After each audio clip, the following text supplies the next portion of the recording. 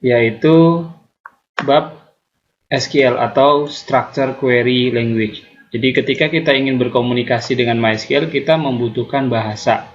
Bahasa yang digunakan untuk berkomunikasi ini dinamakan SQL atau singkatan dari Structure Query Language. Ada dua jenis SQL yang bisa kita gunakan atau yang umum digunakan. Yang pertama adalah DDL, singkatan dari Data Definition Language. Dan yang kedua adalah DML atau singkatan dari Data Manipulation Language. Nah, ketika kita akan membuat database atau kita ingin memodifikasi database-nya kita, atau kita ingin membuat tabel atau memodifikasi tabel, kita menggunakan DDL. Jadi struktur dari basis datanya kita akan didefinisikan dengan menggunakan bahasa DDL. Kita bisa membuat dengan menggunakan perintah create, kemudian memodifikasi menggunakan perintah alter, kemudian menghapus, baik itu menghapus database, menghapus tabel, atau menghapus objek lain yang ada di database-nya kita bisa menggunakan drop. Kemudian yang kedua, untuk DML ada 4. Yang pertama kita bisa menggunakan select. Jadi ketika kita sudah memiliki data, untuk menampilkan datanya kita menggunakan perintah select. Kemudian untuk memodifikasi data, kita bisa menggunakan perintah update. Dan menghapus data, kita bisa menggunakan perintah delete. Dan yang terakhir, untuk menambahkan data, kita bisa menggunakan insert.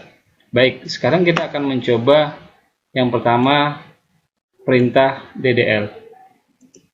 Nah, di sini saya sudah masuk ke command prompt dari MySQL-nya. Kita tampilkan dulu daftar database yang ada dengan menggunakan perintah show databases, kemudian titik koma. Titik koma ini digunakan sebagai delimiter atau pemisah. Kemudian kita enter. Maka ketika dieksekusi akan menampilkan daftar database yang ada di MySQL-nya kita. Kemudian kita akan membuat sebuah database baru. Misal kita menggunakan perintah create tadi yang termasuk ke dalam DDL, create database, namanya uji coba MySQL.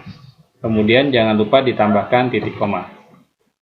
Kita menggunakan perintah create database uji coba MySQL. Jadi perintah create, kita akan membuat objek database dengan nama uji coba MySQL. Kemudian kita enter. Nah, di sini menampilkan query OK.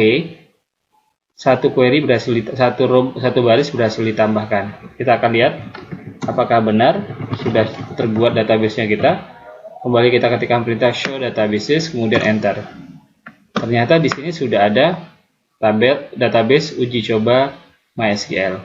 Nah, selanjutnya kita akan gunakan database tersebut. Kita gunakan perintah use uji coba MySQL. Kita akan menggunakan database uji coba MySQL, kemudian kita enter. Database change. Berarti kita sudah menggunakan atau sudah berada di database uji coba MySQL. Kita bisa menampilkan daftar tabel. Jadi di dalam sebuah database itu akan ada banyak tabel. Kita bisa menggunakan perintah show tables, titik koma, kemudian enter. Nah, di sini belum ada tabel karena memang di dalam database uji coba MySQL kita belum membuat satu tabel. Nah, kita akan buat tabel dengan menggunakan perintah create tadi. Misal kita akan buat sebuah tabel create tabel mahasiswa, kemudian kita enter name, kemudian kita kasih tipe datanya, misalnya varchar 18, kemudian kita kasih atribut primary key, atribut kunci. Jadi karena NIM itu bisa membedakan antara satu dengan yang lain setiap barisnya, maka kita kasih atribut primary key. Kemudian enter, kemudian nama. kita kasih varchar. Tipe datanya varchar, panjangnya 60.